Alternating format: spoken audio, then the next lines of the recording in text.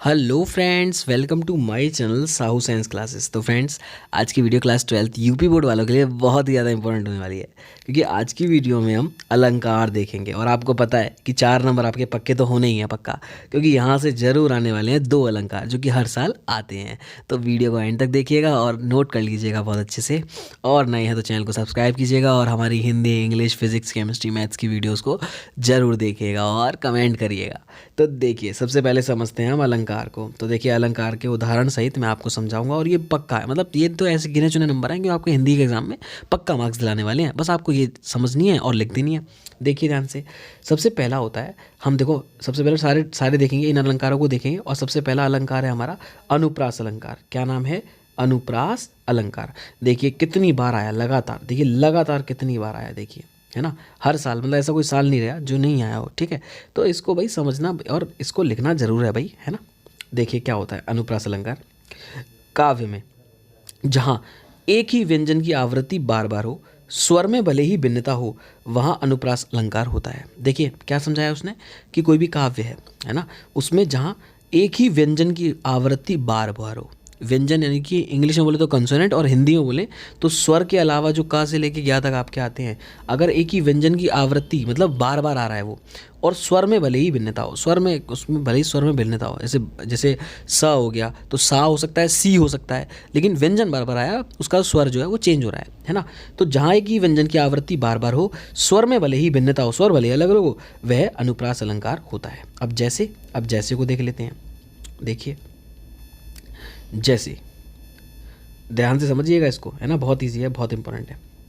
तो देखिए, जैसे कि अगर मैं बात करूं आपसे,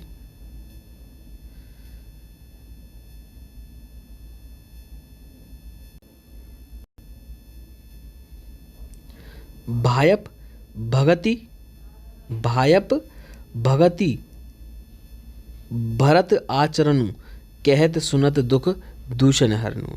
तो देखो भायप भगति भरत, देखो लगातार 3 बार आ गया, तो इसका मतलब ये व्यंजन भा जो है वो लगातार आ रहा है। तो ऐसा किस अलंकार में होगा? अनुप्रास अलंकार में। तो बस हो गया, भ त द व्यंजनों की आवृत्ति बार बार हुई है। तो देखो यहाँ पर दुख दूषण हो गया, है ना। ये दा के बारे में बता दिया। ता के देखो ये कहत सुनत, तो पीछे पीछे पीछे वाले को भी देख सकते हैं भाई, है ना। तो ये व्यंजन बार बार आ रहा है, तो इसलिए क्या हो गया? अनुप्रास अलंकार हो गया। अब आता है यमक अलंकार। ये मोस्ट इंपॉर्टेंट है और ये पक्का आएगा, ये आपके एग्जाम में पक्का आएगा, तो समझ लीजिएगा इसे ध्यान से। देखिए क्या है कि काव्य में जहाँ शब्दों की आवृत्ति बार बार हो, यहाँ पर पहले क्या था? व्यंजन था सिर्फ, यहाँ पर शब्दों की आवृत्ति बार बार हो किंतु अर्थों में भिन्नता हो, अर्थ क्या हो उसके अलग अलग हो, वहाँ यमक अलंकार होता है। जैसे एग्जाम्पल दिया है, ऊधो जोग जोग हम नाही। तो ऊधो देखो जोग जोग 2 बार है। अब ये जोग जोग का मतलब अलग अलग है, यानी कि में जोग शब्द 2 बार आया है, इसमें शब्द जोग जो है वो 2 बार आया है। एक जोग से तात्पर्य है योग साधना से, और दूसरे जोग से तात्पर्य है योग्य होने से।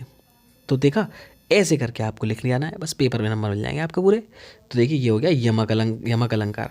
अब नेक्स्ट देखते हैं। देखिए एक और एग्जांपल इसका दे रखा है यमक अलंकार का। पक्षी पछीने ऐसे परे, पर छीने वीर, तेरी बर छीने वर छीने हैं कलन के।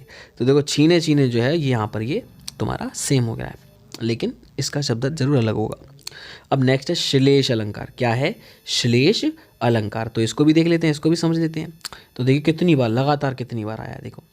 तो देखो, जब काव्य में एक शब्द, जो कोई शब्द एक ही बार प्रयोग हो और उसके एक से अधिक अर्थ हो, तो वह शेष अलंकार होता है। पहले क्या था?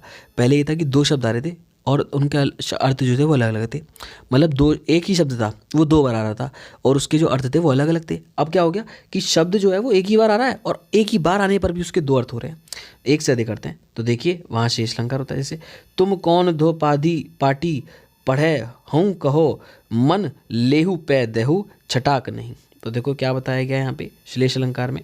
इसमें मन और छटाक श्लिष्ट शब्द हैं, जिसमें मन और छटाक परिमाणवाची शब्द हैं, किंतु श्लिष्ट अर्थ से तात्पर्य चित्त और छटाक से तात्पर्य सौंदर्य दर्शन से होगा। और नेक्स्ट है उपमा अलंकार। तो देखिए ये भी बहुत बार आया है। वह सादृश्य मूलक अलंकार है जिसमें किसी वस्तु की समानता या तुलना किसी प्रसिद्ध वस्तु से की जाती है। तो यहाँ पर क्या आ गया? तुलना की जा रही है। तारा सौ तरनी धुरी, धारा में लगत जिमी, थारा पर पारा पारावरियो हलत है।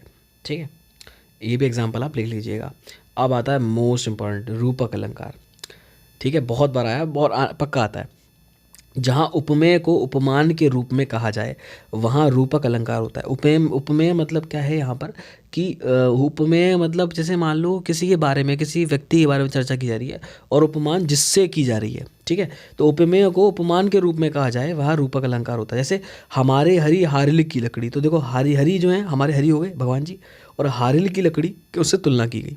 तो तुलना का मतलब ये नहीं कि मतलब वहाँ पर किसी वस्तु का तुलना की जा रही है। यहाँ पर किसी इंसान को बोला जा रहा है कि तुलना नहीं की जा रही है, हमें बोला जा रहा है कि हमारे हरी जो है ना वो हरील की लकड़ी हैं। तो तुलना मतलब उसको बताया जा रहा है कि वो तो बिल्कुल वो हैं, ठीक है।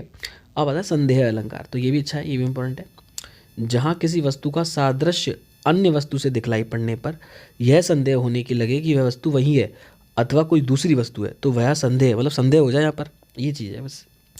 तुलसी सुरेश चाप के धो दामिनी कलाप के धो चली मेरू तू कृसानु सरी भारी है। और बाकी एग्जाम्पल आप लिख लीजिएगा। नेक्स्ट है भ्रांतिमान अलंकार। अब भ्रांतिमान अलंकार में क्या है, यदि समानता के कारण किसी वस्तु को देखकर दूसरी वस्तु का भ्रम हो जाए तो वह भ्रांतिमान अथवा भ्रम अलंकार होता है। मतलब भ्रम यहाँ पर क्या हो जाए, दूसरी वस्तु को का भ्रम हो जाए, ठीक है, एक किसी वस्तु को देख के। अब इसका कैसे लिखेंगे देखो, तो इसका है 5 पाँव महावर देन को नाइन बैठी आए फिरी फिरी जानी महावरी एड़ी मीड़त जाए। यहाँ पर नायिका की लाल लाल एड़ी देखकर नाइन को एड़ी को ही महावर समझने का भ्रम हो जाता है और वह उसी को निचोड़कर रंग निकालना चाहती है। ये चीज़ बोली गई यहाँ पे, ठीक है। बाकी दूसरा एग्जाम्पल आप लिख लीजिएगा। लास्ट है उत्प्रेक्षा अलंकार, मोस्ट इंपॉर्टेंट है, बहुत ज़्यादा आता है, लिख लीजिएगा। जहाँ उपमेय और उपमान की भिन्नता जानते हुए भी उपमेय में उपमान की संभावना की जाए, क्या की जाए, संभावना, वहाँ उत्प्रेक्षा अलंकार होता है। मानो मनु जनु जानो इव आदि इसके वाचक शब्द होते हैं। तो इन शब्दों को याद रखो बस। तरनी तरनुजा तट तमाल तरुवर बहु छाए झुके कुल सौ जल परसन हित मनहु सुहाए, ठीक है। तो बस आपको क्या करना है, यहाँ पे अलंकार देखो पहचानने में नहीं आते, आपको एक दो अलंकार लिखने के लिए दे देगा अथवा लगा के, वो भी है ना, 2 चॉइस में होंगे। तो आपको गिने चुने जो मैंने आपको बताए उसमें से कोई 4 से 5 आपको याद कर लेने हैं, पेपर में आपके फंस जाएंगे और आपको मार्क्स मिल जाएंगे, ठीक है। आई होप आपको वीडियो अच्छी लगी हो। वीडियो अच्छी लगी हो तो वीडियो को यार लाइक कर देना और चैनल को सब्सक्राइब कर देना, ठीक है। देखो इसमें थोड़ा सा और बता देता हूँ।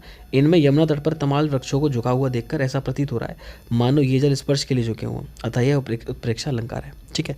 तो देखा आपने, हमने एक वीडियो में सब कुछ कवर कर लिया और ये वीडियो आपके लिए अच्छी साबित होगी। और अगर आपने हिंदी की प्लेलिस्ट, केमिस्ट्री की, फिजिक्स की, मैथ्स की नहीं देखी तो देखिए जाके और एंजॉय कीजिए पढ़ाई को। मिलते हैं बहुत जल्द नेक्स्ट वीडियो में, तब तक के लिए गुड बाय गाइस।